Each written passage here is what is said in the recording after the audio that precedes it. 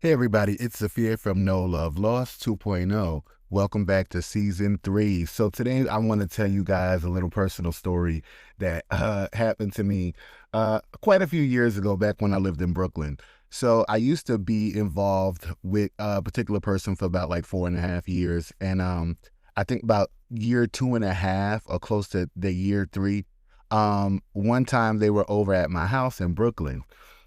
Hold on, before I even go into that, I have to go into how I even got involved with this person. So I had met this person through a friend, and we had got affiliated, and then we had started chilling, and then you know what happens. Just like anything happens in life, regular life happens, and you end up with each other for years, and you're looking at each other like I shouldn't even be here right now.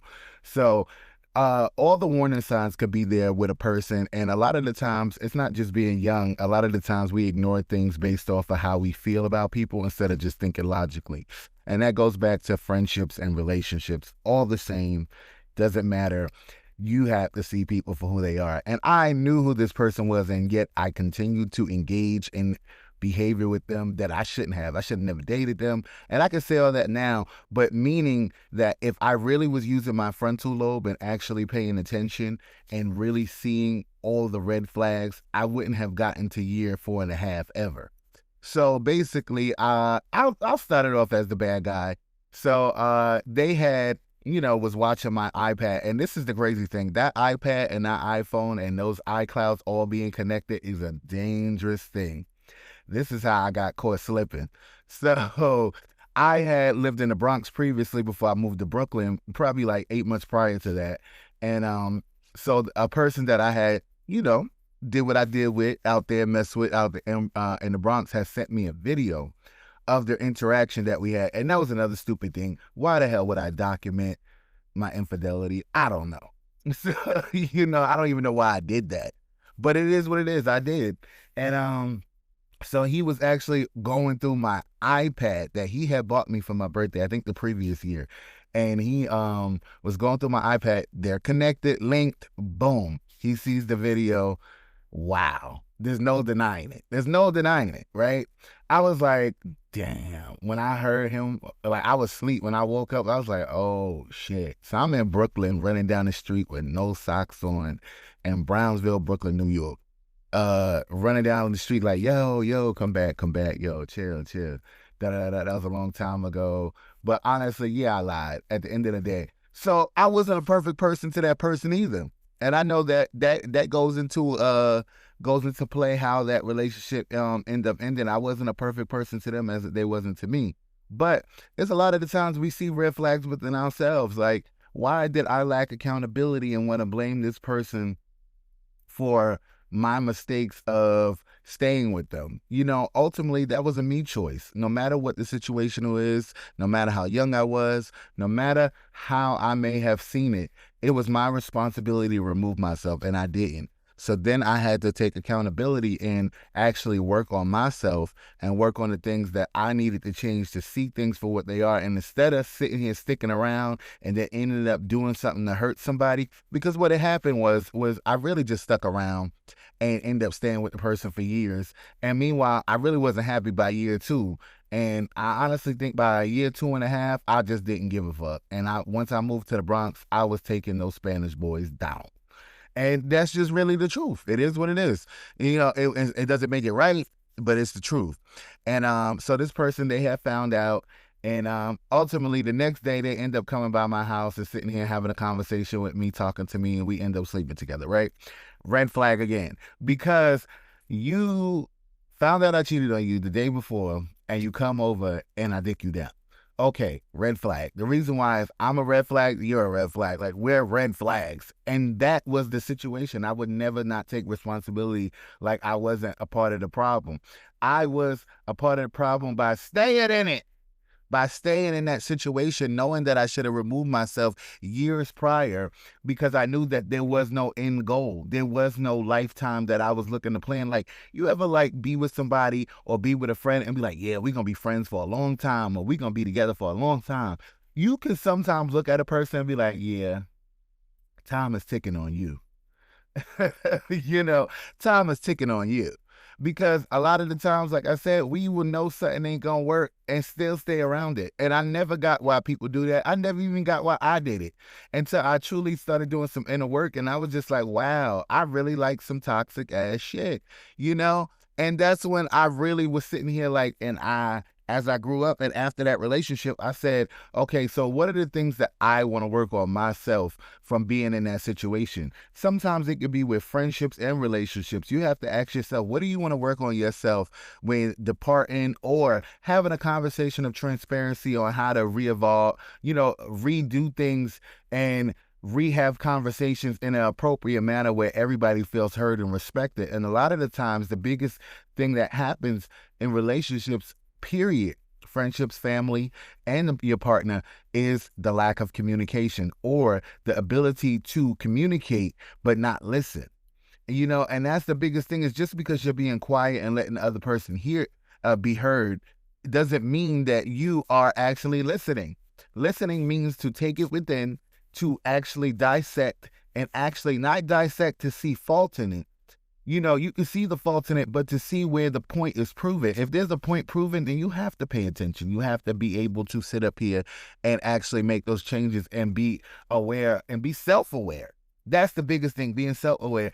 And I knew, like, in that particular relationship, I was my most toxic I have ever been in my life. When I mean toxic, I knew that whole situation was toxic. From every aspect, from the day that I met that person, the relationship was toxic. And I enjoyed that toxicity. And that's how I ended up in situations that could have changed my life, the course of my life forever. Being with that person, participating in certain behaviors that ultimately could have affected me for the rest of my life. You know what I'm saying? Arguing with this person, cheating on this person cheating on me. We just was doing so much to each other to hurt each other. And that's why we should have left each other alone. But it's not easy to do when you don't know how to communicate. And I could honestly say back then, when I was a lot younger, I did not know how to effectively communicate to get my point across without feeling like I needed to be loud or yell to get my point across. And now I'm just so chill. The older I've gotten, I'm so chill. I don't really like drama, gotta go. Because my life is like a bubble. It's so peaceful. Why would I sit up here and insert anything? And like, even with some of my friends, like I tell them, I'll be like, listen, sometimes when y'all come to me with what y'all got going on, it's so negative that I really truthfully just don't even want to be involved. I don't even want to talk about it. I don't want to have conversations about it. I don't want to be involved because I already know what's going to happen. It's going to be some toxic ass conversation where we're sitting here like, oh, F that dude, F this person. Friend, you knew who that friend was. You knew who he was. Or you knew who she was. And that's the same thing for my male friends too, because they kill me. Let me tell y'all, my straight male friends, woo, my straight male friends is the most toxic ones. And the reason why I like, and everybody toxic, but the reason why I say they so toxic is because on some real stuff, they be sitting here believing the BS that they tell themselves. Like my homeboy gonna say to me the other day, he's like, oh, my brother was like, oh, I gotta go get something from this girl's house. You want to ride with me? He was like, oh, I can't do that. I can't do that. If she hear anything about a girl, she gotta go crazy. I said, friend, if y'all don't have trust, y'all don't have nothing. Let it go. Because ultimately, I said, why are you sitting here gonna be in relations with somebody who don't trust you? What's the point?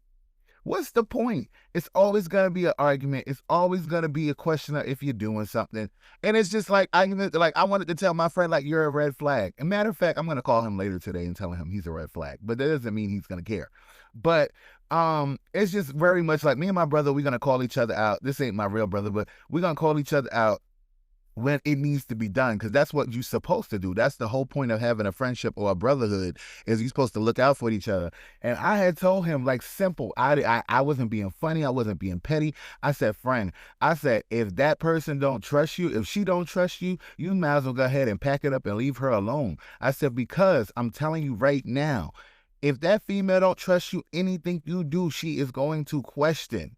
Anything you do. And guys, you got to stop sitting here moving into females' houses. And females, stop letting these dudes move in your house. Why? Like, I definitely have been there. I have definitely let like 2 good boyfriends live with me. And I even said to myself, now that at this adult age, why was I doing that? One person I helped him out because yeah, he was my dude and he became homeless. So that was like, I felt like I can't have my dude out there homeless. So that was that situation. The second situation, I allowed somebody to move in with me. Um, but ultimately, I just feel like this. You have to be careful because them people who are ready to let you move in with them so fast, they toxic as you for even moving in that fast. Establish not residency, establish the actual strong connection with a person before you sit up here and even try to move in with them. I don't even understand that. How are you moving in with somebody that you don't know? And I tell people, you do not know a person just because you're around them all the time. That doesn't mean you know them. There's many layers to every one of us. There's many layers to us. There's different personalities. And no, it's not bipolar. What I'm saying is there's different parts of us that we sometimes hold back from people because we don't know if they're deserving or if they can understand it. So it goes back to the transparency. Somebody say, "Oh, I'm in a messed up situation. I need to move in with you." Okay, so we've been together how long? How long we been together? Because how is it that you want to move with me after 4 months? And then don't get me wrong, because some people be like, "Oh, you toxic too." Because yes, me and Maurice met in April of 2021, and he moved in I think the last week of August. Yeah, like the last week of August, I had surgery, and then he was like, "Oh, I'm gonna come take care of you," and then he ended up moving in. But he had asked me to move in. He was transparent. He just didn't slide his way in. And I asked him, "Are you sure?" So I was like, "Hey, are you sure that's what you want to do?" Because at the time he had lived in Long Island, and I already had lived in the city, and we were like, a good commute, like a good, even driving, it was like a good hour and 40 minutes driving. So I was like, "Are you sure you want to do that because you're going to be leaving your job and all this?" So he was like, "Yeah, I'm good. I don't want to be there." I said, "All right, bet." So even that situation, we kind of moved in too fast too, but hey, it ended up working out. I'm not saying it won't work out, but I'm saying you got to be very careful because some people want to have you move in with them due to they just don't trust you. Sometimes people really just want to be around you all the time, not because they just love you, because they don't trust you. So they feel like they have to keep an eye on you. Who wants to be in a friendship or a relationship like that? Like I've ended a friendship with somebody who said, "Oh, I just felt like if you friends with that other person, you're going to end up talking shit about me." I said, "Well, you know what? Then we don't need to be friends no more." I said, "Because if that's who you think I am, you already believe that's who I am. You already believe that's who I am because you said it. You believe that I would be that person to betray you just because I'm friends with somebody you're not in like with, that I would betray you by dismembering and disrespecting your integrity and your character. And that says how who you think I am as a person. So I need to sit up here and give you that space to find out if I'm a person that you even need to have in your vicinity. Because truthfully, you really don't like me. You really don't like me if you feel that I would betray you based off the fact that I am in relations with somebody you don't like. That's not my fault. I was in relations with them before you had an issue with them, meaning they were my friend before the issue occurred. And basically, I ended the friendship only due to the fact that I felt like, you know what, you don't trust me, so there's no point, and you're not gonna tell me who I can and can't be friends with. Toxic. And that goes with friends too. Sometimes we will meet friends and we know that they're no good for us. We will know that they do not deserve to be in the vicinity of our lives. But we'll sit here and be like, "Oh, we love to go to the club with them, party with them, go to events with them." And then what? Like, if, for instance, my friend is going through a situation with somebody that is one of his closest friends that wants to continue to have sexual relations with him. I tell y'all this story all the time. This friend is mad because I told my friend, I said, "Listen, do not engage with that person. Do not engage with somebody who is going to make you feel like you have to shrink yourself in order for them to feel good about themselves, that you have to downplay who you are as a person or your boundaries in order for them to respect you. That is not a person that really wants to be in relations with you. They want to be in control of you." And like I said, a lot of the times we see our own red flags. We see other people's red flags and we continue to engage in that dangerous behavior.